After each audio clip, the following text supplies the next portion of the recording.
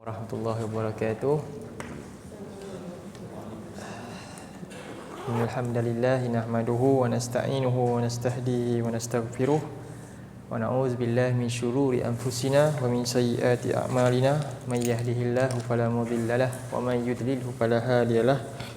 Asyhadu an la ilaha illallah wahdahu la syarikalah wa asyhadu anna nabiyyana Muhammadan abduhu wa rasuluh. Allahumma anfa'na bima 'allamtana wa 'allimna ma yanfa'una wa zidna ilma. Subhanaka la ilma lana illa ma 'allamtana innaka antal alimul hakim. Rabbi shrah li sadri wa yassir li amri wahlul 'uqdatam min lisani yafqahu qawli. Allahumma amin. Baik, alhamdulillah, syukur kepada Allah Subhanahu wa taala dapat kita kembali pada malam ni, bertemu kembali. Untuk kita hari ini saya pilih surah Al-Hujurat. Jadi surah Al-Hujurat, ringkasan dulu. Pertama kita kenal pengenalan tentang surah ini. Jadi surah ni nama dia Al-Hujurat. Hujurat tu jamak kepada Al-Hujrah. Perkataan Al-Hujrah. Perkataan asal dia Al-Hujrah, kan?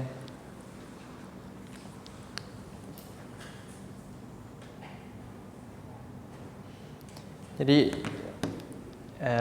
bila dijamakkan, jadi tambah alif ta, dia jamak muannas salim Al-Hujurat. Iaitu makna dia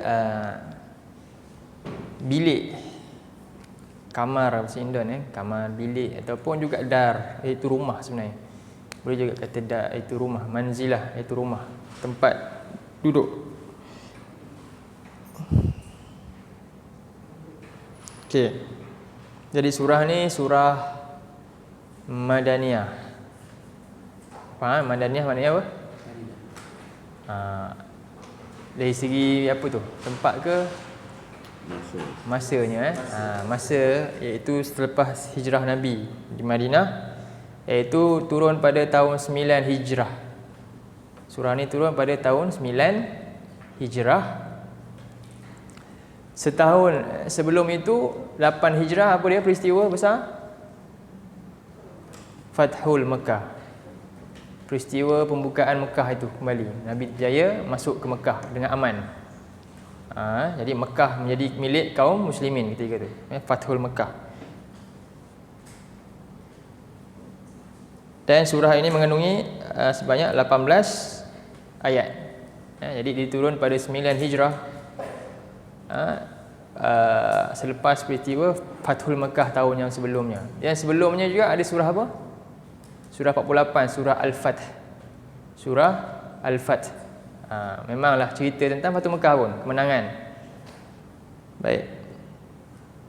Dan jadi sebelum itu juga surah ni surah Muhammad. Surah 47 surah Muhammad. Menceritakan tentang bagaimana kelakuan kaum musyrikin terhadap yang namanya Muhammad Rasulullah sallallahu alaihi wasallam. Dan kemudian Al-Fath pula berlaku, surah Al-Fath 48, iaitu kemenangan kaum muslimin menakluk membuka kota Mekah tu. Jadi ini peristiwa yang besar lah. Kemudian tiba-tiba surah Al-Hujurat cerita pasal bilik pula. Benda yang apa ni, sifatnya apa? Privacy. Apa munasabah ayat tu? Kita tengok nanti. Apa munasabahnya? Tengah cerita tadi perang besar, kemenangan kan? Tiba-tiba cerita pasal benda yang privacy, bilik. Jadi setiap ayat Quran ni, setiap surah dia ada munasabah. Kenapa surah ini turutan dia selepas tu surah ni? Bukannya main susun tanpa ada hikmah. Apa yang Allah buat semua ada hikmah. Baik. Jadi dia surah yang ke-49. Jadi munasabah surah ni disusun selepas surah Al-Fath ialah ketika sebelum ni bergolak banyak peperangan yang berlaku kan. Banyak sebelum tu lagi kekalahan kaum, terjadi banyak perang. Awal dulu perang Badar, perang Uhud dan sebagainya. Dari ramainya sahabat syahid, dan mereka ini sibuk untuk apa? Sentiasa berjaga-jaga dengan apa? kedatangan musuh kan. Dengan Yahudi lagi, dengan yang ada dari Madinah macam dan sebagainya ni. Lalu setelah Fathul Mekah ini apa dia? Aman, berlaku keadaan aman lah. Dan Nabi dan sahabat pulang kembali ke kota Madinah untuk meneruskan kehidupan yang ketiga itu. Ketika itu kira kaum muslimin telah menang lah. Telah menang. Jadi bila dah menang ni, ketika itu apa yang disebutkan? Nabi pun mula banyak duduk di mana? Fokus di mana? Di masjid. Di situ, dan Nabi sahabat ni banyak bersama dengan Nabi, belajar dengan Nabi. Ketika itu sahabat mula tekuni ilmu. Masa itulah baru mulanya sahabat mendalami banyak ilmu daripada Nabi. Masa inilah banyak hadis-hadis semua tu. Juga pada 8 hijrah ni, antaranya ada sahabat-sahabat Nabi, sahabat-sahabat kecil ni, Ibnu Abbas dan sebagainya. Amru bin Al-As, anak kepada Amru, yang masuk Islam agak lewat tu. Kemudian kerana itulah Allah melengkapkan tarbiyahnya. Allah lengkapkan tarbiyah dengan turunnya surah ni kepada para sahabat. Kenapa? Ketika itu ramai badui datang, sahabat pun datang. Jadi Nabi ni berasa tak selesa. Panggil Nabi lalu rumah je macam-macam. Ketika itu baru nampak rupanya sekadar ilmu tak mencukupi. Rupanya kena ada adab dan akhlak. Jadi surah ni surah tentang adab dan akhlak kaum muslimin. Itu munasabah dia. Belajar tentang apa rupanya? Adab. Jadi adab yang paling utama adalah adab apa? Adab Allah dan Rasul. Sebab itu kata Imam Malik, Imam Malik kata,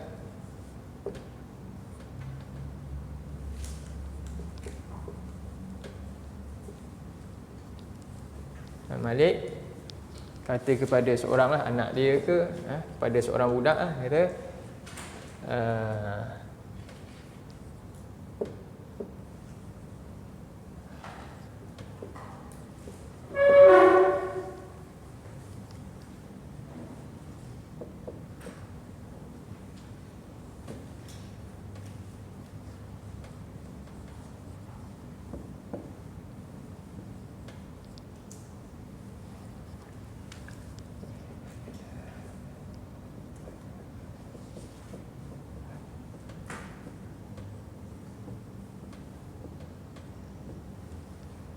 kata dia, cuba baca, ta'allamil adab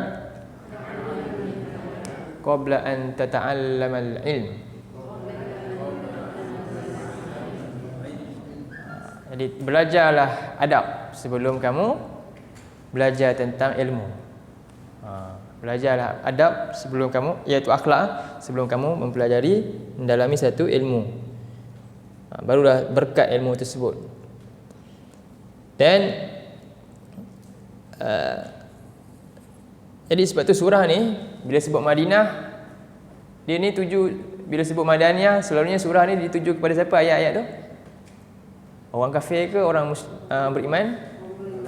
Orang Islam, orang Muslim. Sebab tu ayat ni dimulakan pembukaan ni dengan apa? Seruan ya ayyuhallazina amanu.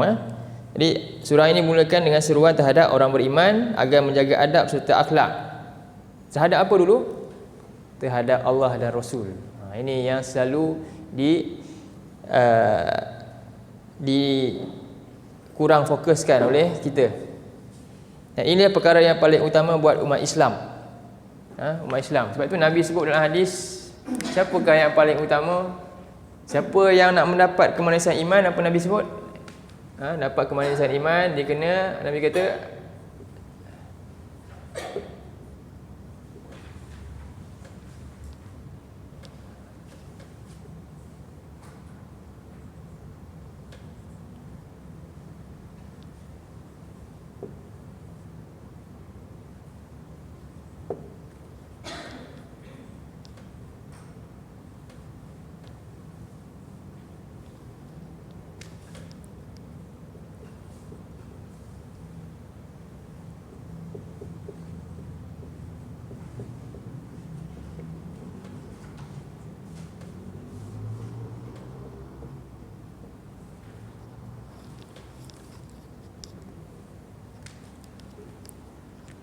Jadi siapa yang man kunna fihi, siapa yang ada benda ni, wajada halawatal iman, maka dia akan dapat rasa kemanisan iman.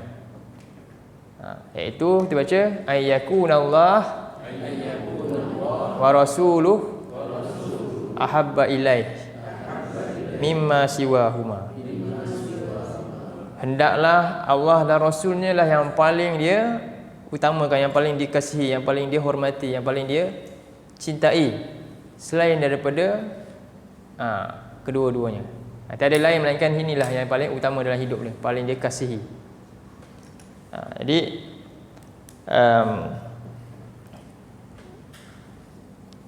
namun seringkali kita ni, ramai ni kita fokus kat mana? Umat Islam ni melalaikan, mengetepikan, meremehkan serta kurang fokus tentang hal ni, tentang adab Allah dan Rasul. Selalu fokus adab kat sama manusia. Itu lebih kan cerita. Tak pernah pun cerita tentang adab kepada Allah dan Rasul. Macam mana adab Allah dan Rasul? Tak pernah fikir. Macam mana? Sebenarnya itulah yang paling utama, itulah yang menyempurnakan iman kita. Kan? Kita lagi bimbang bila manusia tu nampak tak beradab dengan ini. Tapi menyalahi apa yang Rasul sebut, itu rasa tak apa, tak ada masalah.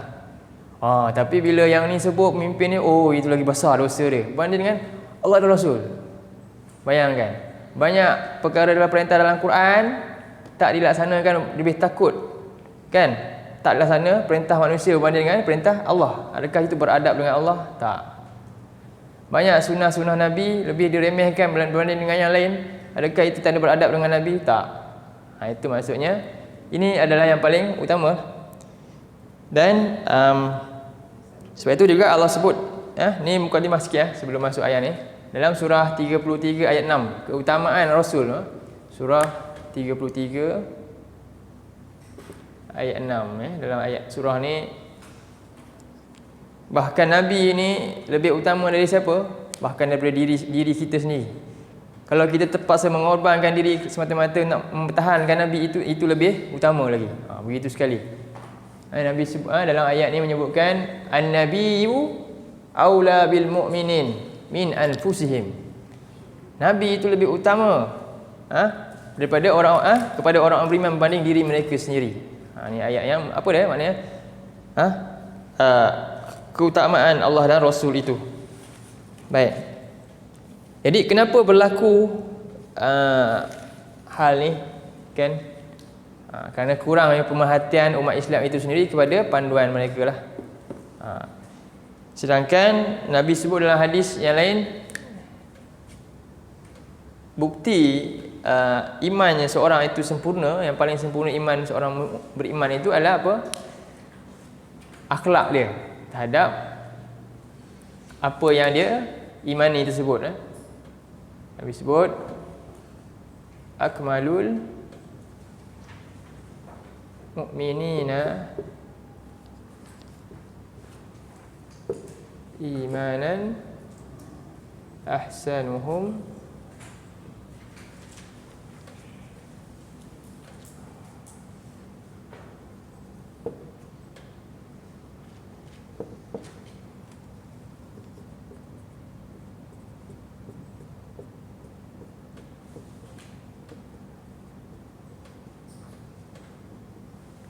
akmalul mu'minina imanan ahsanuhum khuluqan. Mukmin yang paling sempurna iman dia adalah yang paling baik akhlaknya. Bermula daripada akhlak dia terhadap Allah penciptanya, Rasul ikutannya dan seterusnya. Jadi ayat ni, surah ni dimulakan dengan adab kepada Allah dan Rasul. Akmalul mu'minin. Akmal yang paling sempurna. Mukmin yang paling sempurna keimanannya adalah yang paling baik akhlaknya. Mukmin yang paling sempurna imannya adalah yang paling baik akhlaknya, bukan yang paling tinggi ilmunya. Bukan yang paling banyak pengetahuannya, tak. Tapi yang paling baik akhlak dia. Jadi, tapi dia ada level dia. Pertama kepada Allah dan Rasul. Dan Nabi juga sebut adalah hadis lain pun Nabi sebut innama bu'istu liu tammima makarimal akhlak.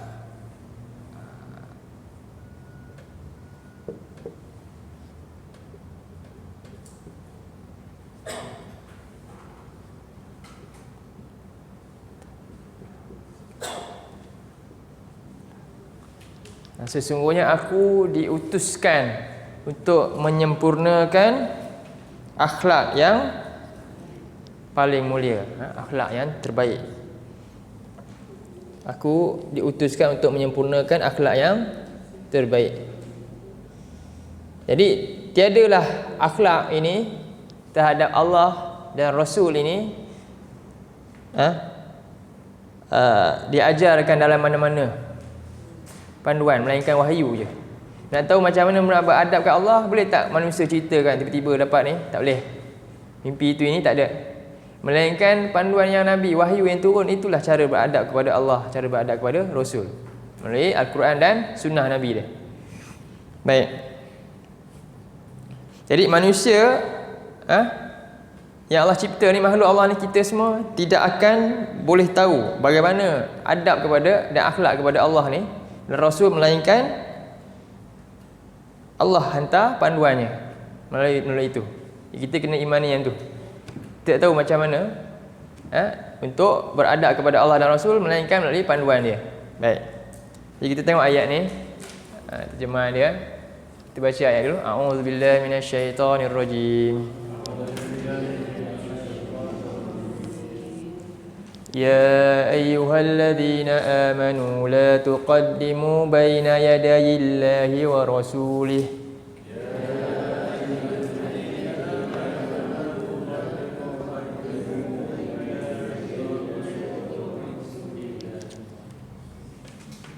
واتقوا الله إن الله سميع عليم.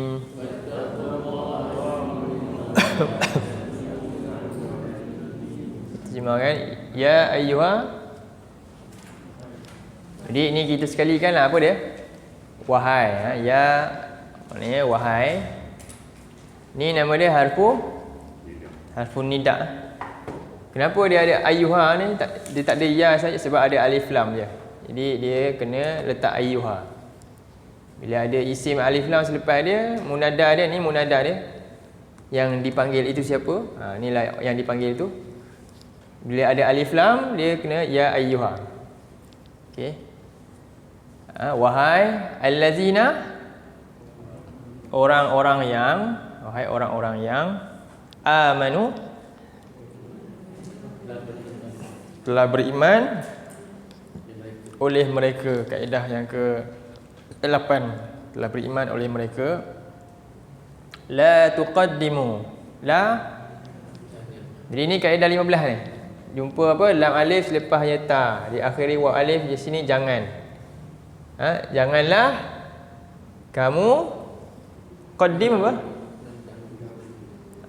Mendahului, ataupun bila sebut mendahului, mukhalafah dia apa? Membelakangkan lah. Kan? Bila kita mendahului, maknanya kita belakangkan siapa? Allah dan Rasul. Makna dia boleh macam tu juga. Janganlah kamu mendahului Allah dan Rasul, ataupun janganlah kamu membelakangkan Allah dan Rasul. Mana lagi kesan dia besar? Membelakangkan lah. Kan? Janganlah kamu membelakangkan baina yadai,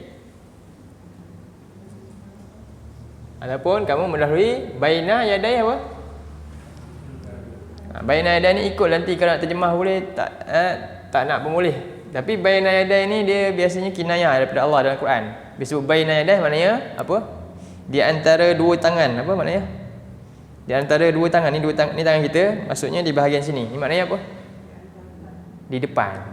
Jelas ada depan mata kita, nampak. Di depan, di hadapan. Bila sebut di antara dua tangan, baina yadai dalam Quran maksudnya di hadapan. Kinayah, di hadapan. Jadi jadi jangan kamu mendahului di hadapan Allah. Allah wa dan rasulihi, rasul baginya, wattaqu, dan bertakwalah oleh kamu Allah, akan Allah, inna, sesungguhnya Allah adalah maha mendengar lagi maha mengetahui. Ini senanglah terjemahan dia. Sekejap je. Sekali lagi cuba terjemah sama-sama. Wahai orang yang janganlah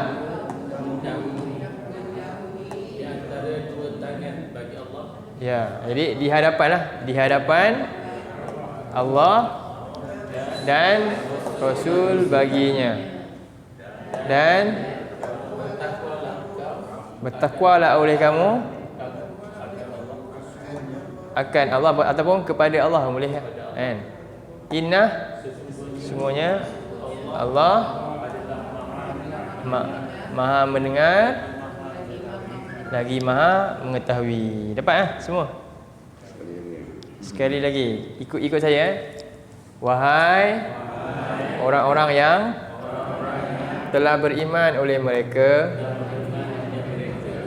janganlah kamu mendahului di hadapan Allah dan Rasul baginya,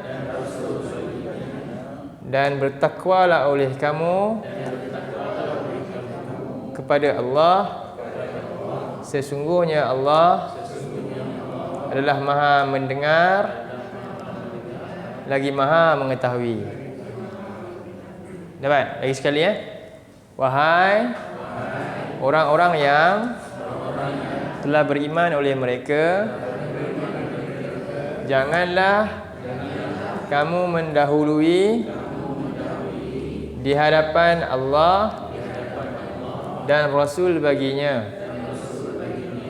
dan bertakwalah oleh kamu kepada Allah, sesungguhnya Allah adalah maha mendengar lagi maha mengetahui.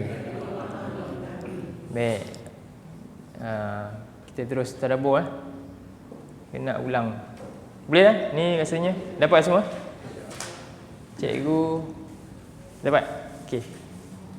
Baik. Jadi ayat ni dimulakan dengan ya ayyuha. Ya ayyuha ni bila sebut ya ayyuha maksudnya apa? Pernah tak kita panggil ya kat orang? Tak pernah Tapi kalau satu tiba-tiba kita pun panggil, Cikgu Nizam panggil kat rumah kan. Wahai isteriku, macam mana rasa? Agak macam mana? Tolong ambilkan itu kan? Cikgu Zana ambil ke tak? Tak sanggup kan mesti ambilnya. Sebab dia ihtiram. Bila sebut ni kasih sayang, dia ada tarahum, ada ihtiram, ada penghormatan. Itu maksud panggilan ya tu. Contoh Allah kata ya ayuhan nas, ihtiram kepada semua manusia. Tak kira kafir ke, Allah kata maksudnya apa? Aku ni maha penyayang. Dengarlah firman aku, ikutlah. Nama dia ihtiram, penghormatan, tarahum, kasih sayang Allah. Ingatlah. Bila sebut ya, itulah dia. Nanti apply kat rumah. Cikgu Saleh. Try. Jadi benda ni dia itu. Dia ada unsur tu. Kan? Contoh anak kita, wahai anakku, kita dengar pun rasa macam dia lain sikit kan? Dia penuh dengan puitis, penuh dengan rasa penghormatan tu. Itulah panggilan Allah ni kepada hamba-Nya. Jadi dalam ayat ni sama juga Allah sebut dalam surah lain. Allah sebut kepada siapa? Ya ayyuhal kafirun. Ya ayyuhal kafirun. Bayangkan, maksudnya apa? Itu sebenarnya di dunia ni Allah apa? Allah ni Maha Pengampun. Kalau kamu ingkar ni, aku masih lagi terima kalau kamu nak mohon ampun. Orang kafir kalau baca sepatutnya dia rasa, kalau dia faham ya ayyuha tu panggilan Allah tu, maksudnya ni terus beriman. Tak kafir lagi dah. Itulah surah Az-Zumar ayat 53. Az-Zumar ayat 53 ya. Sama kan? Jadi itu pertamalah ya ayyuha ni. Jadi allazina, jadi orang-orang yang amanu. Jadi amanu ni, jadi kata Ibnu Abbas, ini adalah satu frasa penting dalam Quran. Jadi dalam Quran ada, tak ada bateri ke? Tutup. Jadi dalam Quran ada panggilan khusus. Jadi ada juga ulama buat kitab kupas perkataan ayat ayuha saja. Ya ayyuhallazina amanu saja. Kenapa? Kerana sebab itu para sahabat antaranya Ibnu Mas'ud, Ibnu Abbas begitu memberi penekanan kepada ayat ni. Maknanya apa? Wahai orang-orang yang beriman. Itu seruan daripada Allah kepada orang yang khusus yang mengaku dia telah beriman. Untuk apa? Untuk mereka mengambil perhatian terhadap apa yang Allah nak sebut. Jadi sepatutnya kita bila baca ayat ya ayyuhallazina amanu, apa kita kata dalam hati kita? Amantu billah. Aku telah beriman lah. Jadi kita dalam hati kita baca, kita faham ya, saya lah orang tu. Saya lah orang beriman tu. Maksudnya apa? Bila kita baca, adakah kita boleh tinggalkan ayat sebab tu? Tak patut. Maknanya tak beriman lah. Tak sempurna lah iman. Tapi bayangkan kita baca ya ayyuhallazina amanu lalu ya. Sedangkan ya ayyuhallazina amanu kita akulah tu. Maka kita akan nak ambil perhatian apa Allah nak sebut. Terpanggil. Bayangkan tak ada rasa tu apa jadi? Adakah maknanya kena seruan tu? Tak rasa apa-apa. Faham tak? Ini kena hayati maksud tu. Sebab itu kata Ibnu Mas'ud, apabila Allah sebut ya ayyuhallazina amanu, Allah kata apa? Intabih, ambil perhatian betul-betul. Apa Allah sebut? Tanda kamu tu beriman. Kamu mengiyakan apa yang Allah sebut kepada kamu. Tapi kenapa abaikan ayat tu berlalu saja, tak ambil perhatian? Allahu Akbar. Maknanya apa? Allah pun tak nak panggil lah tu. Bayangkan itu. Sebab tu ayat ni frasa penting dalam Quran. Ya ayyuhallazina amanu. Itu yang tak sampai sebut tu. Ya, jadi lepas ni kita baca bila sampai ayat ni, antaranya ayat ni lah. Ambil perhatian lebih. Sebab ni tanda Allah tu begitu memberi perhatian. Ambil perhatian kat kita. Kita pula yang tak ambil perhatian apa yang Allah nak cakap. Malu kita kepada Allah. Jadi apa makna iman? Ya ayyuhallazina amanu. Mana dia? Maksud dia percayalah kan? Believe. Jadi kalau kita tanya siapakah orang yang beriman, apa dia? Kalau kita kata macam mana? Orang yang mengaku Allah itu pencipta langit dan bumi. Kalau sekadar itu, adakah maknanya tanda dah beriman? Belum cukup. Tak. Sebab apa? Dia ada syarat yang Allah telah sendiri tetapkan. Sebab itu dalam surah, contohnya surah 29 ayat 61. 9 ayat 61. Kalau sekadar akui ini semua memang dia sama macam golongan ni lah. Golongan ni okay, kita baca ayat ni. A'udzubillahi minasyaitonirrajim. وَلَئِنْ سَأَلْتَهُمْ مَنْ خَلَقَ السَّمَاوَاتِ وَالْأَرْضَ وَسَخَّرَ الشَّمْسَ وَالْقَمَرَ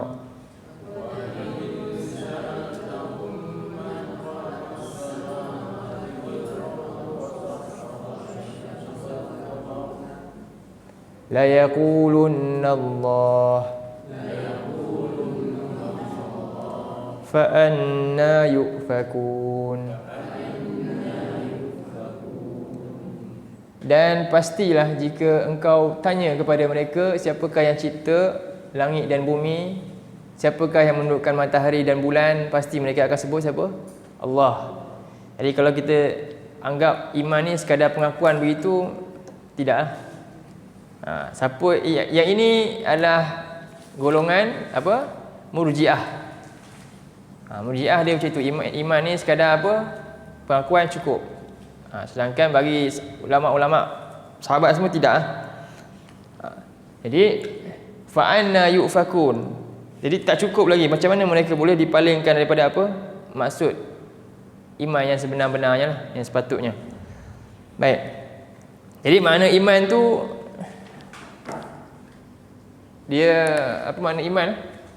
Dulu Ustaz Baharudin pernah cakap percaya dengan penuh yakin. Jadi percaya iman ni maksudnya dengan penuh yakin. Jadi ni membenarkan ni dalam dengan apa ni? Dengan hati ya. Pertama. Kemudian pengakuan dengan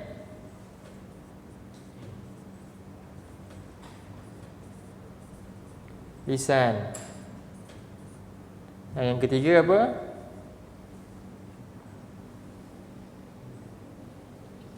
Melakukan dengan anggota badan tindakan iaitu tindakan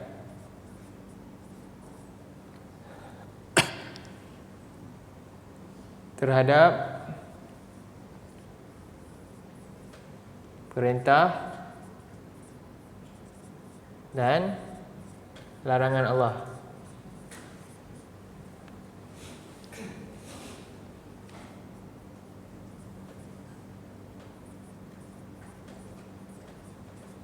Menerusi anggota badan. Ni tiga itulah. Dia ada sekurang-kurangnya tiga ni. Bukan sekurang-kurangnya, memang ada, mesti ada ni. Jadi kata Sal bin Abdullah Al-Tustari, al-imanu qaulun wa amalun wa niyatun wa sunnah. Dia buat ini yang paling lengkap lah. Iman itu adalah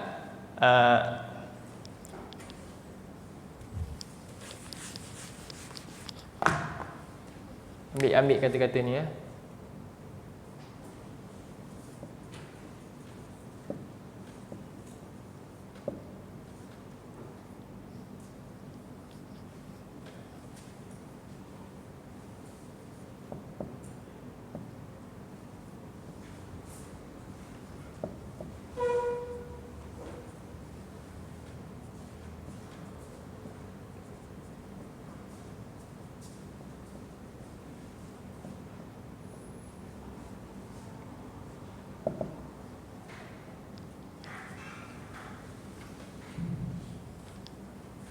Al-imanu, iman itu adalah perkataan,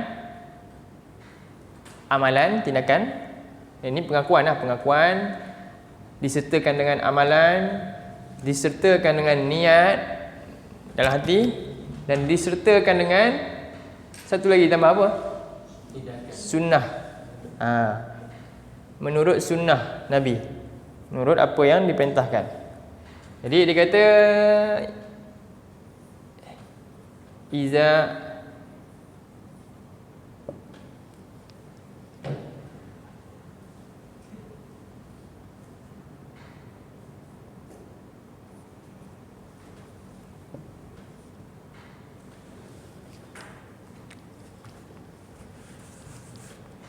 kana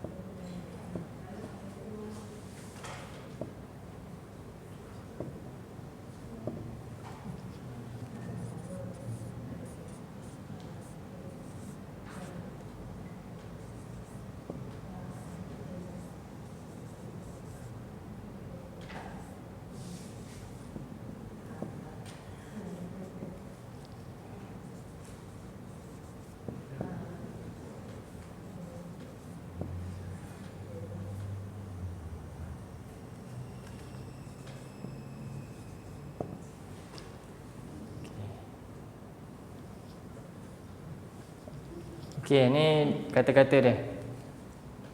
Penting ni sebab ni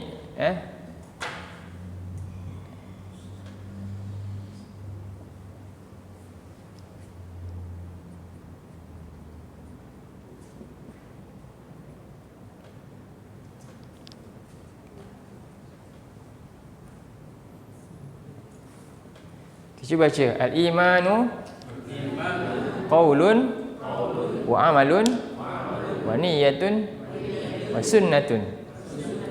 Idza kana qaulun bila amalin fa huwa kufrun. Wa idza kana qaulun wa amalun bila niyyatin, ini sebenarnya silap ini sebenarnya kaulan sebenarnya. Semuanya kaulan depan ni. Kan qaulun sebab dia khabar kana, silap saya. Jadi semuanya buat qaulan qaulan amalan niyatan Okey. Apa dia? Amalin tu. Ni. Qaulan amalin mana? Amalan. Okey. Ni betul lah bila amalin. Ni boleh bawa balik bawah sebab dia rukja ni rukja. Okey. Jadi idza kana qaulan bila amalin fa huwa kufrun. Idza kana qaulan wa amalan bila niyatin fa huwa nifaqun. Idza kana qaulan wa amalan wa niyatan bila sunnatin fahuwa bid'atun. Jadi dia kata iman itu adalah ada 4, iaitu pertama ucapan, tindakan, keikhlasan hati serta menurut sunnah Nabi. Itulah iman. Apabila iman itu sekadar hanya ucapan tanpa perbuatan, dia itu adalah kufur, kafir. Ucapan saya beriman tapi tak buat. Apabila iman itu hanya sekadar ucapan dan disertai juga dengan perbuatan, tapi niat dia bukan kerana Allah, maka yang dia buat itu semua dia apa? Munafik. Sebab dia buat bukan ikhlas kerana Allah, dia nifaq. Dan apabila iman itu hanya sekadar ucapan dan tindakan dah betul lah, niat pun betul tapi tak ikut Nabi ajar, maka itu nama dia apa? Bid'ah. Jadi semua ni adalah pembatal amalan dia. Akhirnya amalan tak sempurna. Sempurnanya bila 4 ni ada. Itulah yang dimasukkan oleh Sahal bin Abdullah Al-Tustari ni. Sahal nama dia. Sahal bin Abdullah. Ni tabi'in jalil besar. Baik. Jadi itulah iman.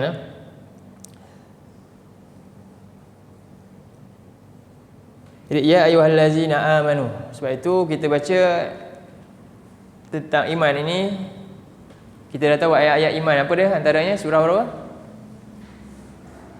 Surah 8 ayat 2 hingga ayat 4. Yang itulah yang pertama.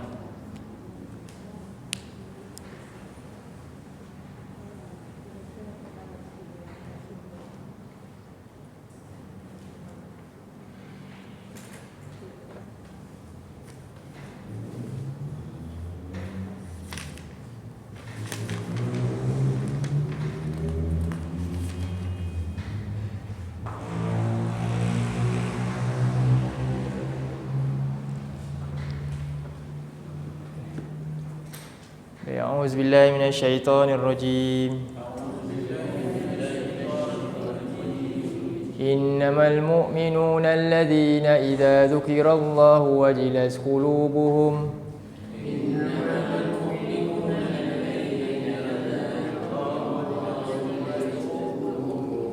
وإذا تليت عليهم آياته زادتهم إيمانا وعلى ربهم يتوكلون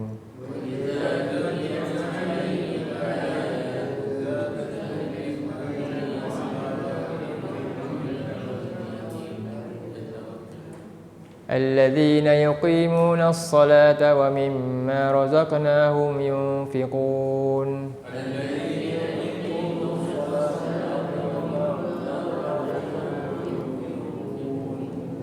أولئك هم المؤمنون حقا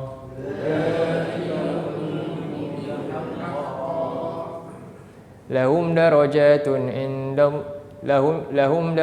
عند ربهم ومغفرة ورزق كريم.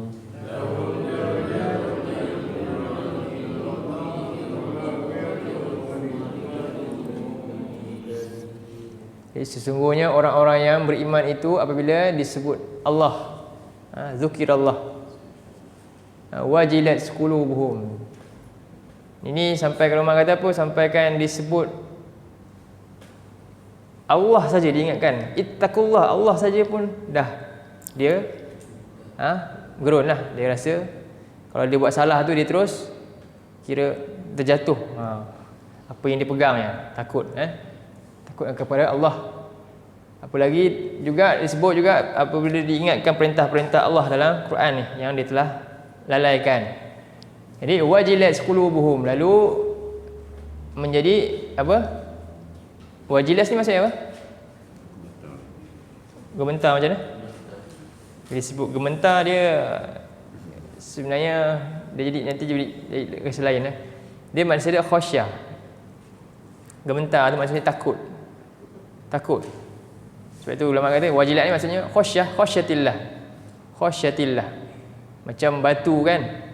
Wa inna minal hijarati lama yahbitu min khasyatillah. Dan semuanya batu yang keras tadi tu boleh runtuh jatuh kerana apa? Kerana takutkan Allah. Itu khasyah, takut tu sampai begitu. Jadi rasa gemetar hati-hati mereka. Kemudian wa idza tuliyat alaihim, lalu apabila dibacakan ayat-ayat Allah ni ke atas mereka, zadatuhum imanan, maka bertambah-tambahlah iman mereka, keimanan. Sebab itu iman ini ada banyak makna dalam Quran. Ada yang dimasukkan iman itu solat. Tanda mukmin seorang tu dia solat. Ada yang masuk iman itu amalan. Tanda mukmin dia tu adalah dia melaksanakan amalan. Jadi di sini juga membawa maksud al-amal, iaitu amal ia bertambah disebabkan keyakinan kita terhadap janji-janji Allah. Wa ala rabbihim yatawakkalun, dan dia menyerahkan segala keputusan semuanya kepada Allah terhadap usaha-usaha yang dia lakukan. Jadi dia merangkumi semua yang disebut tadi. Dia buat kerana apa? Kerana Allah. Dia bukan sekadar cakap, dia amalkan dan semua. Sebab itu kemudian amalan dia Allah tekankan lagi, alladzina yuqimunas solah, iaitu orang-orang yang mereka membangunkan institusi solat. Wa mimma razaqnahum yunfikun, dan daripada apa yang Allah rezekikan mereka menginfakkan. Jadi dia semua ni ada pada dia. Dia beriman, dia berakhlak kepada Allah, dan dia berakhlak kepada sesama manusia. Razaqnahum yunfikun hablum minan nas. Dan Allah sebutkan ulaika humul mu'minuna haqqan, mereka lah orang-orang yang beriman dengan iman yang sebenar-benarnya. Lahum darajatun inda rabbihim wa maghfiratun wa ajrun karim. Bagi mereka lah warizkun karim, dan bagi mereka lah darjat yang tinggi di sisi Tuhan mereka, dan keampunan serta rezeki yang mulia. Apa maksud rezeki ni? Rezeki yang mulia ni maksudnya syurga. Al-jannah, al-jannatul ma'wa, syurga yang menjadi tempat menetap mereka.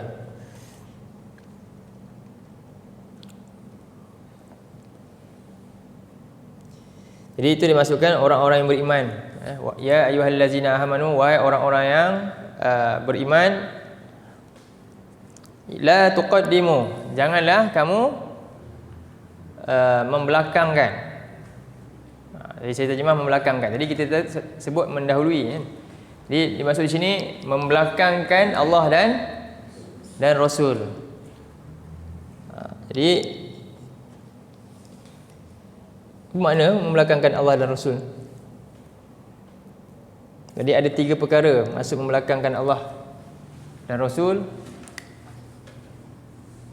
Pertama, bercakap tentang Allah. Ini berkaitan dengan akidah. Kedua, tentang ibadah. Dan yang ketiga, tentang syariat. Syariat ni hukum hakam. Hukum hakam.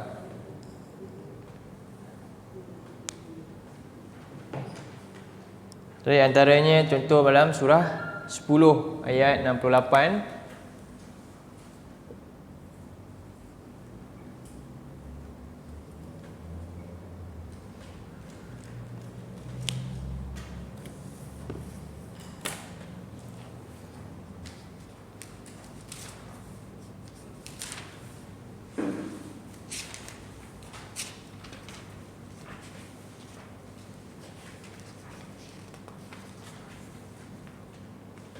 أعوذ بالله من الشيطان الرجيم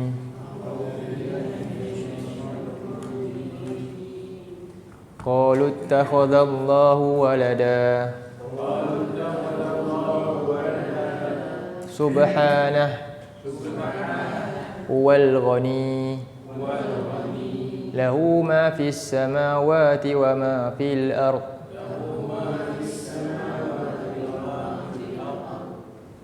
إن عندكم من سلطان بهذا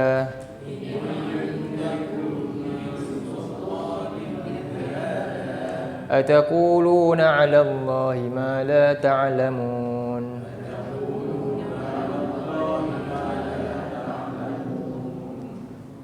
Jadi mereka berkata Allah telah mengambil anak. Allah telah mengambil memberi mandat kepada sesiapa saja sesuatu yang lain. Itu maksudnya juga yang lain. Tafsiran dia luas. Yang paling utama inilah dia memasangkan Allah tu dengan Allah beri mandat kepada siapa, anak dia dan sebagainya ke. Jadi sedangkan Allah itu subhanah, maha suci daripada segala sifat lemahnya. Segala sifat kelemahan. Huwal ghani, dialah yang maha kaya. Lahu ma fis samawati wa ma fil ard. Kepunyaannya apa yang ada di langit dan bumi. Adakah di sisi kamu ada bukti-bukti tentang hal tersebut, ataupun kamu mengatakan ke atas Allah tanpa ilmu? Ma la ta'lamun. Jadi ini yang paling utama. Pertama, berakhlak kepada Allah adalah apa? Jadi untuk berkata tentang Allah, tentang perbuatannya, tentang sifatnya, tentang namanya, melalui siapa? Apa yang dia sendiri nyatakan, apa yang dia sendiri perkatakan melalui wahyu, melalui rasulnya. Bukan mengikut sendiri-sendiri, tak. Itu pertama. Jadi bila mendahulukan logik kan, lebih tanpa ada buhtan, tanpa ada wahyu ni, maka itu apa dia? Salah satu dari bentuk bermaksiat kepada Allah. Kita kata macam kurang ajar lah. Tapi dengan manusia ini lebih dahsyat, sampai kan ini adalah menjatuhkan martabat keislaman dia lah, batal. Baik. Kemudian contoh lagi tentang perbuatan Allah kan. Persoalkan Allah buat kenapa. Tapi kalau nak tanya tentang hikmah tak apa. Tapi kenapa macam menyalahkan? Kenapa buat, sedangkan Allah ni apa? Ma yus'alu an yaf'al. Wa lahum yus'alun. Dalam ayat surah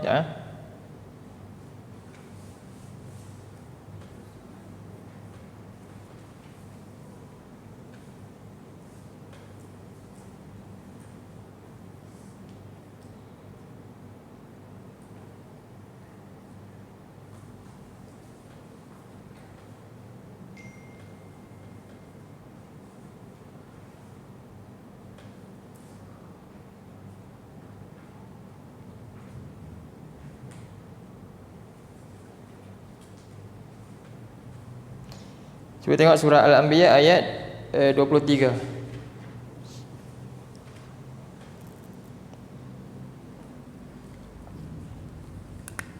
Satu ayat 23.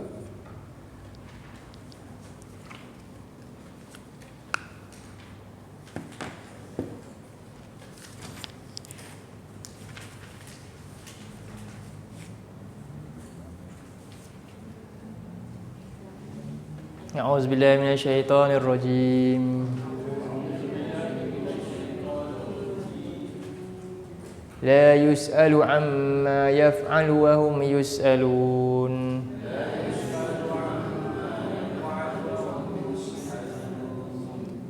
Tidaklah dia ditanya tentang apa yang dia lakukan, sedangkan mereka lah yang akan ditanya. Ini adalah apa? Ayat ni menyuruh manusia ni beriman dengan apa ni? Takdir antaranya. Allah itu semua yang dilakukan dia tahu. Seolah-olah bila ditanya tu macam apa? Oh, dia ni pengetahuan dia sama, setara dengan Allah. Begitu. Tetapi mencari hikmah itu dibenarkan. Itulah tugas kita. Kita ni tugas kita apa? Bila dah kena, tugas kita bukan bertanya menyoal kenapa buat, tak menyalahkan, tak, mencari hikmah di sebalik hal tersebut. Itu yang betul. Ini maksudnya mendahului Allah dan Rasul lebih merendahkan sifat-sifat Allah yang mutlak, ilmu dia mengatasi segala sesuatu dan sebagainya. Jadi ini hal yang pertama lah, yang besar. Kemudian yang kedua dalam rangka ibadah. Ibadah pun sama juga.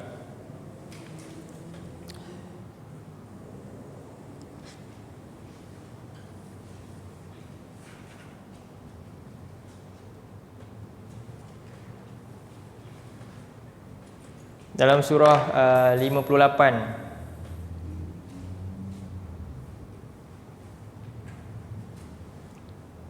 ayat 9 ya.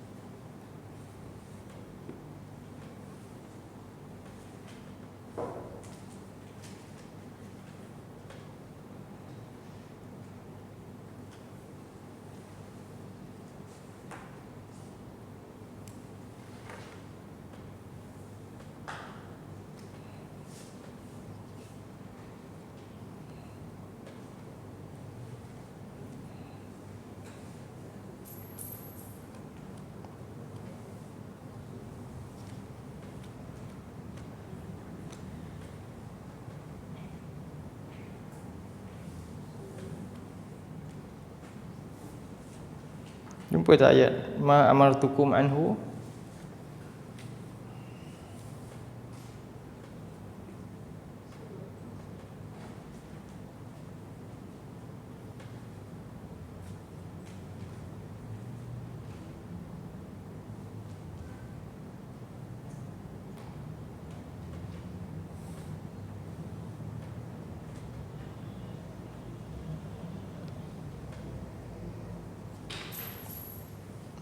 Kita buka surah ni lah, surah 4 ayat 53.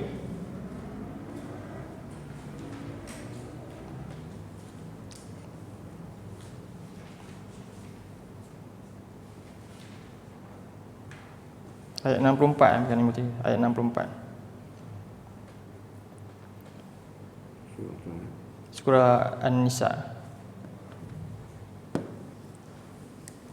Surah 4 ayat 64.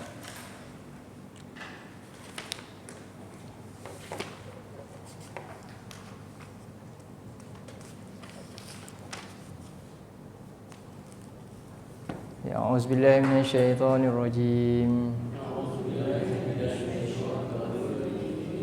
وما أرسلنا من رسول إلا ليطاع بإذن الله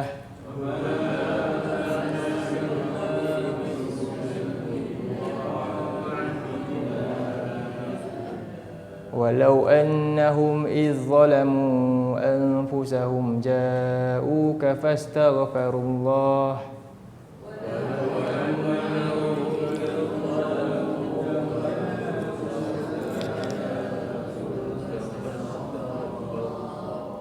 فاستغفروا الله واستغفر لهم الرسول لوجدوا الله توابا رحيما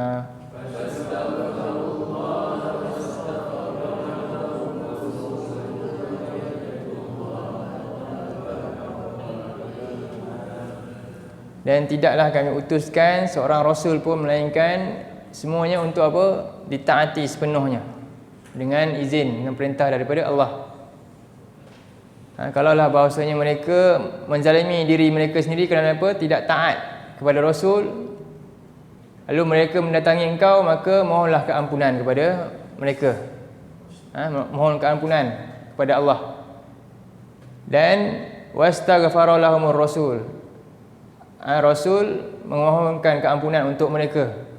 Pastilah mereka mendapati Allah itu maha penerima taubat lagi maha penyayang. Jadi kadang-kadang manusia ni walaupun Rasul itu ditaati, tapi seringkali kadang-kadang apa? Dia ingkari. Contohnya ni yang berlaku, Allah mengajarkan para sahabat ketika perang Uhud. Ibrah perang Uhud. Perang Uhud di bukit Jabal Rumah kan, bukit pemanah. 50 orang yang diketahui oleh siapa? Abdullah bin Zubair. Kan? Lalu ketika itu berapa peperangan? 700 kaum muslimin, lebih kurang 700 orang menentang 3000 orang kaum musyrikin, yang mana ada 200 tentera berkuda, iaitu diketuai oleh Khalid Al-Walid. Pemimpin besar ketika itu siapa? Abu Sufyan. Sebab sebelum ni mereka kalah dalam perang Badar. 70 orang lebih kurang pemimpin besar mereka mati. Lalu mereka pun bertempur di Uhud. Tapi ketika itu walaupun kaum muslimin ni kurang tapi hampir nampak ketika itu suasana dikuasai oleh kaum muslimin masa awal, ketika peringkat awal perang tu. Ini Allah gambarkan dalam surah 3 ayat 165. 165.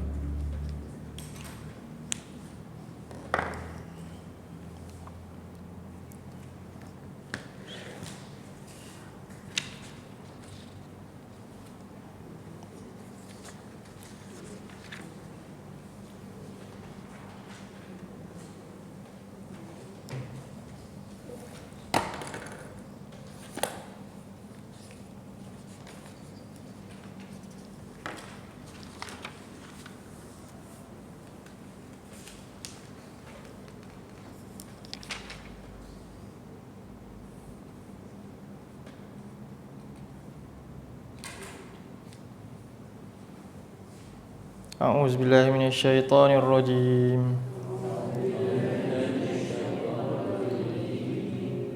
أولما أصابتكم مصيبة قد أصبتم مثليها قلتم أن هذا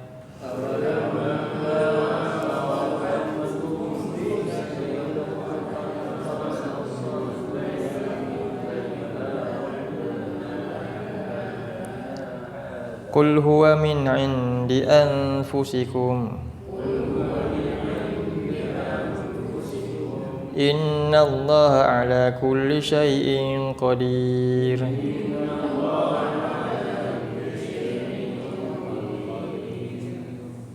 Dan mengapa ketika kamu ditimpa musibah? Ketika ini maksudnya ketika perang Uhud. Padahal kamu telah menimpakan kekalahan 2 kali pada peperangan Badar dulu. 2 kali ganda dulu. Padahal masa tu lagi sikit kaum muslimin tapi boleh menang. Kan? Jadi mana silapnya? Qul huwa min indi anfusikum. Itu silap daripada kamu sendiri. Jadi Allah ampunkan mereka ni, innallaha ala kulli syai'in qadir, semuanya Allah Maha berkuasa ke atas setiap sesuatu. Dan ayat ke-166 Allah menerangkan, wa ma asabakum yaumal taqa al-jam'ani fa bi idznillah wal ya'lamal mu'minin, dan apa yang menimpa kamu pada hari bertemu dua pasukan itu, sebenarnya kekalahan itu adalah apa? Takdir daripada Allah untuk memberi pengajaran kepada kaum muslimin. Bayangkan kalau menang je, betul, okey je semua Allah menangkan, tak ada belajar daripada kesilapan. Jadi memungkinkan akan buat kesilapan. Nanti mereka ni dengan mudahnya mengingkari arahan Rasul. Jadi ini pengajaran mereka apa dia? Nabi suruh tunggu je. Nabi suruh duduk tempat tu, dengarlah arahan Nabi. Ini satu pengajaran. Jadi bagi itu termasuk dalam apa? Adab dengan Rasul, jangan lebih. Dan kemudian supaya Allah mengenal siapakah sebenarnya orang-orang yang beriman dengan Allah. Dan kemudian ada sahabat yang ketika itu apa dia? Mereka menyesalilah. Itu ayat tadi. Sedangkan Rasul ni untuk ditaati. Tapi kalau kamu terlanjur menzalimi diri sendiri, lalu kamu apa? Mohon keampunan, Allah ampunkan. Baik. Ini berkaitan dengan ibadah. Contoh ni perangan. Antaranya juga ibadah ni berkaitan dengan kita lah. Ibadah yang khusus ni, Nabi sebut dalam hadis, man amila amalan laisa alaihi amruna fahuwa raddun. Siapa yang buat amalan yang bukan perintah kami, maka amalannya tertolak. Man haddatsa anni hadisan yura annahu kadzib fahuwa ahadul kadzibin. Siapa yang mendengar daripada yang menceritakan hadis daripada aku, lalu hadis itu rupanya hadis yang bukan daripada aku, maka dia seorang pendusta. Nabi sebut dalam hadis yang lain, kafa bil mar'i kadziban, cukuplah seorang itu menjadi penipu apabila dia bercakap semua yang dia dengari, lebih daripada yang berkaitan dengan Rasul lah. Sebab itu adab dengan Rasul ni termasuk juga hari ni lah. Hari ni Rasul dah tak ada. Apa dia maksudnya? Adab dengan Rasul, Nabi dia tak ada. Mana yang tinggal? Pertama dengan hadis baginda. Sebab tu ada ulama yang kita tak sampailah tahap tu. Sampai kan kalau kita baca buku yang ni, ketika mengajar dia sebut hadis, ada orang bersembang kan, dia keluar dari kelas terus. Macam mana saya nak mengajar hadis Nabi yang mulia ni tentang adab ni, sedangkan kamu dengan hadis Nabi kamu tak beradab. Hadis Nabi sedang disebut, kamu cakap benda lain. Begitu mereka memuliakan hadis Nabi. Kita hadis Nabi macam biasa-biasa je. Mereka begitu jaga sekali sampai macam tu. Bayangkan masa zaman Nabi ada. Sebab apa? Nanti kita tengok ayat kedua. Sebab hal ini boleh membatalkan amalan. Kalau kita dahaga dengan mak ni, amalan kita lain, mungkin kita dapat dosa dengan tu kan. Amalan tak batal. Dengan Nabi, dari Nabi sampai boleh amalan batal. Bayangkan. Jadi ini satu benda besar yang perlu kita pelajari lah. Ini satu perkara. Dan yang ketiga berkaitan dengan syariat. Itu apa yang Nabi beritahu, apa yang halal dan haram. Contohnya macam dalam surah 16 ayat 116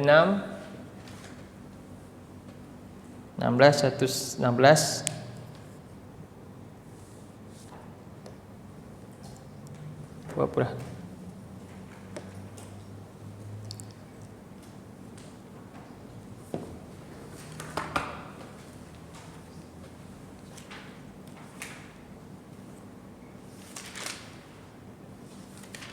Ini berkaitan dengan syariat.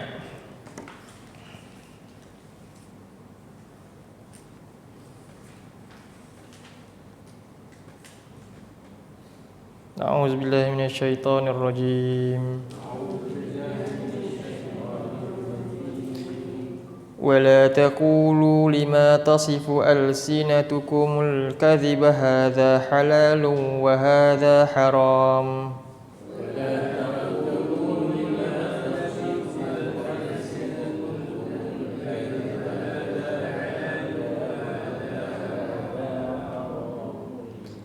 litaftaru 'ala Allahil kadhib.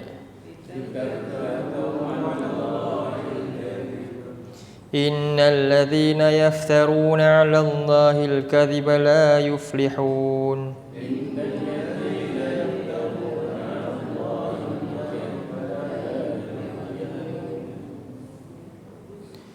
Wala taqulu lima tasifu alsinatukum. Janganlah kamu mengatakan terhadap apa yang disebut lidah kamu tu secara dusta. Apa dia? Hadza halal wa hadza haram. Ini halal, ini haram. Litaftaru 'ala Allahil kadhib, untuk mengada-ngadakan pendustaan terhadap Allah dan Rasul. Innal ladzina yaftaruna 'ala Allahil kadhiba la yuflihun. Semuanya orang yang mengada-ngadakan ke atas Allah pendustaan, mereka ni tidak akan beroleh kejayaan, tidak akan beroleh kejayaan. Contohnya apa yang Allah haramkan? Haramar riba. Allah haramkan riba. Lalu dia kata ditukar. Sampai akhirnya yang haram tu jadi halal dengan cara yang dusta. Jadi banyak perkara-perkara yang beginilah. So itu berkaitan dengan nak haramkan sesuatu atau halalkan sesuatu ni balik kepada apa? Balik kepada wahyu. Bukan dengan sendiri-sendirilah. Contohnya kita nak haramkan makan sesuatu, itu juga kadang-kadang kena fikirkan. Kenapa ni? Kan tapah tu makan ni nanti kena tulah ke apa ke. Dia kadang-kadang kena tengok juga. Adakah itu kerana kalau doktor kajian ini memang sakit. Kerana ada ni, tak boleh ni alergi, itu lain, itu yang berkaitan dengan. Tapi kalau sesuatu yang tidak jelas asal usul dia, kena tengok dalil. Itu antara juga benda-benda yang dikhawatiri termasuk apa? Mengharamkan apa yang halal dan menghalalkan apa yang Allah haramkan. Itu dah sampai sini dululah. Sampai ayat tentang la tuqaddimu baina lillahi wa rasul. Nanti kita sambung tentang wattaqullah sedikit lagi, insya-Allah. Nota ni ada panjang sebenarnya.